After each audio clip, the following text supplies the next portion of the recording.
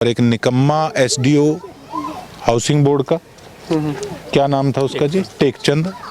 जो officers in हालातों के जिम्मेवार हैं कि इनको सीएम साहब सस्पेंड करेंगे। सफाई की व्यवस्था की आवश्यकता है। इसके अतिरिक्त पानी की टैंक की सफाई उसकी भी होनी ज़रूरी है। और इतने तरह कीड़े आते हैं जो ये ऐसे लोग हैं, मैं कहना नहीं चाहता, उम्र में मेरे से बड़े हैं, जो कि मेरे साइन किए हुए डी प्लान का जो पैसा आया या कोई जिला पार्षद का है, कोई ब्लॉक समिति का है या कोई एमपी फंड है, वो सारे उठाकर अपने एक किसी चमचे पत्रकार जो है ही नहीं उसको दे दिए कि अपने अखबार में छाप दे।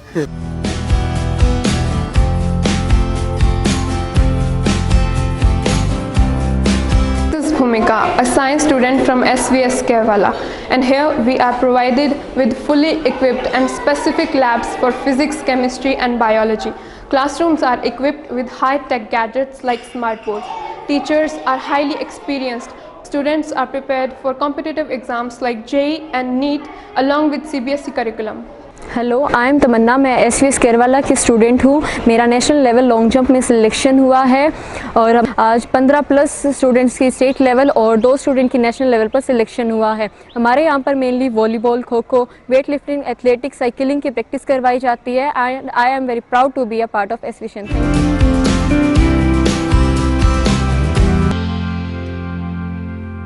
नमस्कार, स्वागत आपका केयर याना पे। मैं हूं आपके साथ रमेश जाखड़ और इस वक्त मैं मौजूद हूं सेक्टर 19 में, जहां आपको बता दें कि थेड़ मोहल्ला में जो लोग बसते थे उनको जहां पे स्थानांतरित किया गया था, जहां पे बसाया गया था, वहां पे जो है वो नवनिर्वाचित विधायक गोकुल सेतिया अभी हमारे साथ मौजूद है। यहाँ पे औचक निरीक्षण करने के लिए पहुंचे थे कि आखिर लोग यहाँ के जो है वो किस प्रकार की जिंदगी जी रहे हैं। तस्वीरें हम आपको दिखाएंगे, लेकिन उससे पहले गोकुल जी से बातचीत करते हैं। गोकुल जी, यहाँ हम भी जब अचानक से यहाँ पे पहुंचे तो मामला देख करके, यहाँ का माहौल देख करके हैरान हो गए। आप अंदर तक जाके आए हैं, क्या मुख्य मकसद यहाँ आने का और किस तरह से लोग यहाँ पे जिंदगी जी रहे हैं? देखिए, पहली बात कि डॉक्टर साहब, मैं यहाँ पे पहली दफ़ा नहीं आया। कहीं ना कहीं हम राजनीतिज्ञ लोगों को भी बड़ी शर्मिंदगी महसूस होती है कि जो हमारी राजनीतिज्ञ लोगों की कौम है, ये इतनी गंदी और माड़ी कौम है कि इन्होंने देश का सत्यानाश करके रख दिया। पहले तो हमने अंग्रेजों को यहाँ से भगाया और अब हमारे लोग खुद मजबूर हुए पड़े हैं अंग्रेजों के पास जाकर उनकी शरण में नौकरी करने के लिए, काम करने के लिए। तो अगर यही हालात रखने थे तो फिर ऐसी गवर्नेंस, ऐसे राजनीतिज्ञ लोगों का फिर फायदा क्या जी?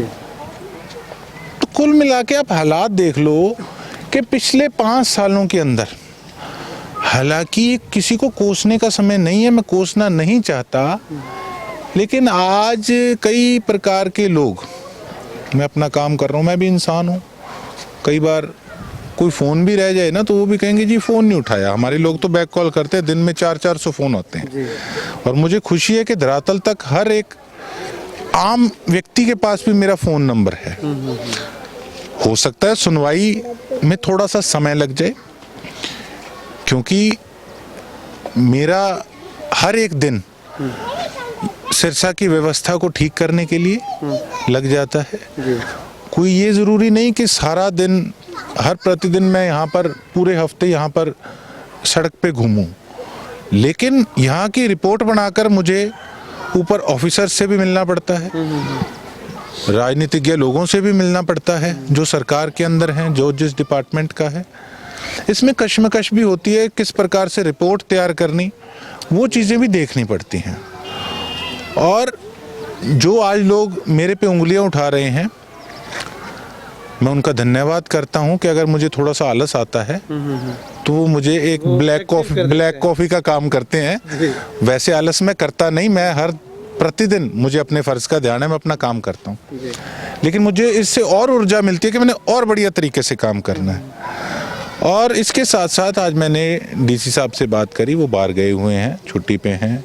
एसडीएम साहब के माताजी एडमिट हैं, कई दिन से हॉस्पिटल में, तो उन्होंने आज तहसीलदार साहब को यहाँ पर नियुक्त किया कि इस एरिया की रिपोर्ट बनाई जाए और एक निकम्मा एसडीओ हाउसिंग बोर्ड का, क्या नाम था उसका जी, टेकचंद, मैं कहूँ उसकी वर्डिंग कि यहाँ ना तो हम यहाँ की रिपोर्ट बनाकर भेज सकते, ना हमारे हाथ में कुछ है कि हम यहाँ का सुधार कर सकें।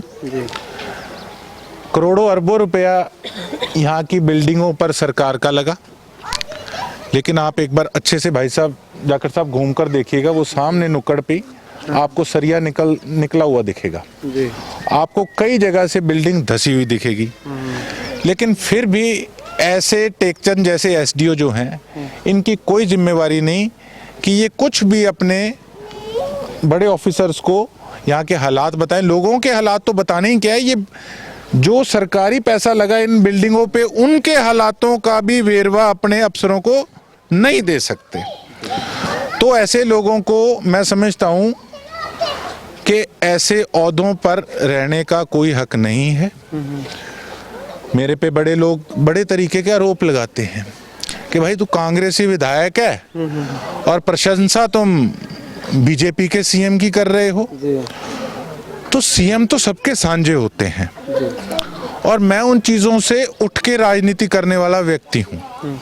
सीएम साहब से मैंने, सैनी साहब से एक रिक्वेस्ट जब हॉस्पिटल की करी, 1 मिनट लगाया, मुझे उनसे बड़ी उम्मीद है और आपके माध्यम से मैं यही सीएम साहब से रिक्वेस्ट करता हूं, उनसे अपील करता हूं कि जो जो ऑफिसर्स इन हालातों के जिम्मेवार हैं कि इनको सीएम साहब सस्पेंड करेंगे, ताकि अफसर लॉबी में एक ऐसी हलचल हो कि जिन अफसरों ने यहाँ के लोगों के हालात नर्क जैसे बना दिए कि नर्क की जिंदगी व्यतीत कर रहे हैं, तो ऐसे ऑफिसर्स पे जब अच्छे कड़ी कार्रवाई होगी तो जो इनके जैसे टेकचंद जैसे और ऑफिसर्स हैं, उनकी रूह कांपेगी कि हमने काम करना है, हमने जाकर हालात देखने हैं।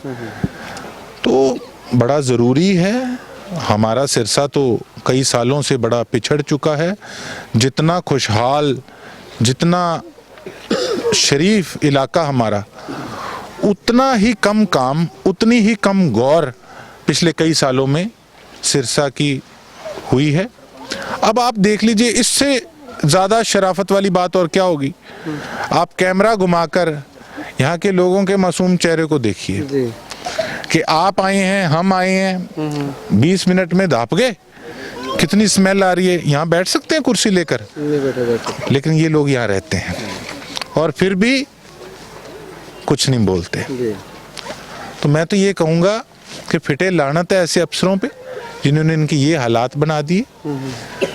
जो भी नेता या जो भी ऑफिसर्स यहाँ के हालात सुधारेंगे, तो मैं समझता हूँ इससे काम के साथ साथ, परफॉर्मेंस के साथ साथ, इससे पुण्य का काम और कोई हो नहीं सकता। गोकुल जी, अभी आप पूरे इस सोसाइटी के अंदर घूम करके आए हैं। कीचड़, जो गंदगी है वो तो हमें बाहर से दिखाई दे रही है, लेकिन पीने के पानी की सुविधा या दूसरी और सुविधा, बिजली की सुविधा, वो कैसी यहाँ पे लोगों ने बताई है? मैं तो एक राजनीतिज्ञ व्यक्ति हूँ, मैंने तो बताया। सर्वे करने तहसीलदार साहब आए हैं, वो आपको बताएंगे। जी सर, क्या सर्वे में, क्या आपने अभी यहाँ पे सर्वे किया है, किस तरह की खामियां नजर आई है? सफाई की व्यवस्था की आवश्यकता है। इसके अतिरिक्त पानी की टैंक की सफाई उसकी भी होनी ज़रूरी है और इतने तरह कीड़े आते हैं। जो सफाई व्यवस्था उसका बहुत थोड़ा काफ़ी बुरा हाल है। उसमें हम जैसे भी उच्च अधिकारी कहेंगे, हम उनके अनुसार रिपोर्ट बना के हम भेज देंगे। तो सर, अब तक इसका समाधान क्यों नहीं हो पाया? अब तक क्यों नहीं शोर गौर किया गया अधिकारियों के द्वारा? नहीं, एक्चुअली मैं तो अभी ज्वाइन किया है मैंने, तो पहले वाले जो मेरे प्रीडिसेसर बताएंगे। ठीक है, मतलब कि आपने ज्वाइन करते ही सुध ले लिया, आप आ गए यहाँ पे रिपोर्ट बनाने के लिए? जी, विधायक साहब के साथ मेरी ड्यूटी लगाई गई, जैसे माननीय एसडीएम साहब ने, तो मैं इनके साथ आया हूँ, रिपोर्ट बनाकर भेजेंगे सरकार को। गोकुल जी, एक सवाल और करूंगा। अभी मैं सोशल मीडिया पे देख रहा था, कुछ नेताओं के द्वारा जो है वो विकास कार्य गिनवाए जा रहे हैं कि हमने ये इतने काम करवा दिए, आगे ये करवाएंगे, अभी सत्ता में नहीं है तो भी हम करवा रहे हैं। ऐसे नेताओं का बहुत धन्यवाद। कामों को आप धरातल पर दिखाने का काम करें। ये ऐसे लोग हैं, मैं कहना नहीं चाहता, उम्र में मेरे से बड़े हैं, जो कि मेरे साइन किए हुए डी प्लान का जो पैसा आया या कोई जिला पार्षद का है, कोई ब्लॉक समिति का है या कोई एमपी फंड है, वो सारे उठाकर अपने एक किसी चमचे पत्रकार जो है ही नहीं उसको दे दिए कि अपने अखबार में छाप दे और उसको वायरल कर दिया। तो इस प्रकार के घिनौने हरकतें करने वाले लोग ये क्या दिखाना, बताना और जताना चाहते हैं? आप देखिए जो मेरे पे आरोप लगाते हैं, लिस्ट निकलवाइएगा। जो हमने देखा था ना कि कितने नगर परिषद के कर्मचारी सफाई वाले जो कोठियों पे लगे हैं, रहना महलों में और सफाई वाले कर्मचारी नगर परिषद के लोगों को पैसे वाले वहां रखने। तो इससे पता लगता है कि असल किस प्रवृत्ति के लोग हैं या मानसिकता क्या है। मैं किसी की हैसियत पे नहीं जाऊंगा, लेकिन शोभा नहीं देता कि रहे महलों में और सफाई कर्मचारी हम नगर परिषद के लिए बिना ओहदे के, वो भी यहाँ तो ओहदे पे भी नहीं लेना चाहिए, बिना ओहदे के। तो वो मेरे पे, ऐसे लोग मेरे पे क्या टिप्पणी करेंगे? आने वाले समय में गोकुल जी आपकी क्या प्राथमिकता रहेगी? अभी इसकी तो रिपोर्ट आपने बनवा ली, ऐसे और कितने इलाके हैं जहाँ पे लोग जो है वो बदहाली की जिंदगी जी रहे हैं? देखिए बहुत बुरा हाल है। मैंने एक पब्लिक हेल्थ की लिस्ट बनते सार लोगों से प्रॉब्लम्स ली थी। आपने देखा होगा आज खैरपुर में भी जाम लगा था जी। वो कुछ दिन पहले सभी लोग मेरे पास आए भी थे, मैंने ऑफिसर्स को कॉल भी किया था। लोगों की भी गलती नहीं, कितने दिन हो गए पानी नहीं आ रहा जी। ऑफिसर्स मैं आपको ऐसे कहूँ, मैंने जो पब्लिक हेल्थ मिनिस्टर साहब हैं उनको लेटर लिखा था कि हमारे यहाँ पर जेई, एसडीओ, एक्सीएन जो हैं वो बहुत कम है, उनको नियुक्त किया जाए। मैं फिर से उनसे बात करूंगा इस बारे में। अब एक एक्सीएन है भानु प्रताप जी, लगे रहते हैं, सारा दिन काम करते हैं, सुबह से लेकर रात तक कोई छुट्टी नहीं देखते। मुझे पता है, मैं उस शख्स को मैं फ़ोन करता हूँ और लिस्ट, एक लिस्ट नहीं, पता नहीं कितनी लिस्टें उनके पास पड़ी है, लगे रहते हैं। तो मुझे भी देखो कहीं ना कहीं इस चीज़ का दुख लगता है कि मेरी बात हुई कि उन लोगों की वहाँ पे समस्या का समाधान हो। बड़े ऐसे फ़ोन भी आते हैं जो थैंक्स करते हैं कि हमारी समस्या का समाधान हो भी गया। मैं मानता हूँ देरी इन चीज़ों में हो भी रही है, मैं इस चीज़ के लिए हाथ जोड़कर जनता से क्षमा भी मांगता हूँ, लेकिन हालात बहुत कुछ सालों में बिगड़ गए और अब उसको ट्रैक पे लेने के आने के लिए वापस समय लग रहा है और लग भी रहा है। मैं कोशिश कर रहा हूँ, अगर घर के हालात बिगड़े हों तो उसको ही ट्रैक पर लेके आने में आप समझते हैं कि साल लग जाता है, और ये तो पूरे इलाके की बात है, तो लगे हैं। ठीक है, शुक्रिया गोकुल जी बातचीत के लिए। तो यहाँ पे ये तमाम लोग हैं यहाँ पे रुके हुए, यहाँ पे जो है वो गोकुल सेतिया आए हुए हैं विजिट करने के लिए। मोहल्ले का ये जो सेक्टर 19 जिसको बोला जाता है, जहाँ से थेड़ मोहल्ला के लोगों को जो है वो यहाँ पे स्थानांतरित जो है वो किया गया है, यहाँ पे उनको जो है वो बसाया गया है। तो वहाँ की तस्वीरें हम आपको दिखा रहे हैं। गोकुल सेतिया लगातार जो है वो इन लोगों के बीच में आते रहते हैं और इनकी सुध लेने के लिए आज जो है वो काफ़ी प्रयासों के बाद जो है वो गोकुल सेतिया यहाँ पे आकर के अधिकारियों को साथ ला करके जो है वो यहाँ की रिपोर्ट बना करके जो है वो आगे भेजी जाएगी, ताकि इन लोगों की समस्याओं का समाधान जो है वो किया जा सके। तो ऐसे में उसके बाद ये तस्वीर देखिएगा, यहाँ पे देखिएगा कितना ज़्यादा कूड़ा जो है वो यहाँ पे रखा हुआ है, डाला हुआ है। हालांकि यहाँ पे कोई डंपिंग स्टेशन नहीं है, लेकिन उसके बावजूद भी यहाँ पे कूड़ा। गोकुल सेतिया भाई, गोकुल सेतिया भाई, गोकुल सेतिया। तो यहाँ पे जो है वो ये देखिएगा, ये कूड़ा जो यहाँ पे डाला हुआ है, गोकुल सेतिया खुद निरीक्षण करने के लिए यहाँ पे पहुँचे हुए हैं। गोकुल जी, इसको लेकर के क्या शिकायत की जाएगी? क्योंकि यहाँ पे ना तो डंपिंग स्टेशन है, ना ये कूड़ा डालने की जगह है। इन्होंने सारे इलाके को डंपिंग बना रखा है। मेरी आपसे रिक्वेस्ट है, भाई साहब तो पहले देख रहे थे, सारे आप शॉट्स लीजिएगा। यहाँ पर तो ये बता रहे हैं स्थानीय लोग, कई डर के नहीं सामने आते कि यहाँ पर लोग टीके लगाने, चिट्टा पीना और ये सभी एरिया जो है ये दुकानें हैं, यही अड्डा बना पड़ा है। बहुत बुरे हाल है। ठीक है, शुक्रिया बातचीत के लिए। तो चलिएगा यहाँ के लोगों से बातचीत करते हैं कि आखिर वो किस तरह की जिंदगी यहाँ पे जीने को मजबूर हैं, क्या हालात यहाँ पे हैं, महिलाएं क्या कहती हैं, पुरुष क्या कहते हैं, वो दिखाते हैं आपको अगली वीडियो में।